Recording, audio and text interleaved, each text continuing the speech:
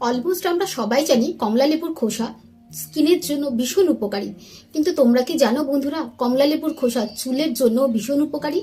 যদি তোমরা এই কমলা লেবুর খোসাকে রোদে শুকিয়ে ভালো করে সারা বছরের জন্য গুঁড়ো করে রেখে দাও, তাহলে তোমরা কতটা বেনিফিট পেতে পারো।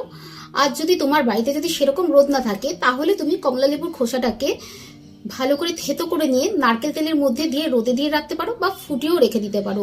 তারপরে সেই তেলটাকে তুমি শ্যাম্পু করার 30 মিনিট আগে সেই তেলটার মধ্যে একটু টক দই মিশিয়ে তোমার চুলে লাগাও, লাগিয়ে তারপরে 30 মিনিট বা 20 মিনিট বাদে তুমি শ্যাম্পু করে নাও। তারপরে তুমি রেজাল্ট দেখবে কিরকম হয়। ব্যবহার করো এরকম ভাবে সপ্তাহে একদিন, 1 মাস ব্যবহার করো। 1 মাস ব্যবহার করার পরে তারপর আমার পোস্টে এসে কমেন্ট করে যেও। তার আগে তোমাদেরকে কোনো কমেন্ট করতে হবে না, লাইক করতে হবে না, ভিডিওতে কিচ্ছু করতে হবে না। আগে তোমরা রেজাল্ট পাও, তারপরে ভিডিওতে এসে লাইক কমেন্ট করে যাবে। আর স্কিনের জন্য তো উপকারী তোমরা জানোই, কারণ এতে থাকে ভিটামিন সি। আর কমলা লেবুর খোসা দিয়ে আজ থেকে নয়, বহুত বছর থেকেই ফেসিয়াল প্যাক তৈরি হচ্ছে। যদি ফেসিয়াল প্যাক কি করে তৈরি করতে হয় সেটা যদি জানতে চাও, তাহলে অবশ্যই আমাকে কমেন্টে বলো, আমি সেই রেসিপিটাও, ফেসিয়াল প্যাকের রেসিপিটাও আমি তোমাদেরকে বলে দেবো।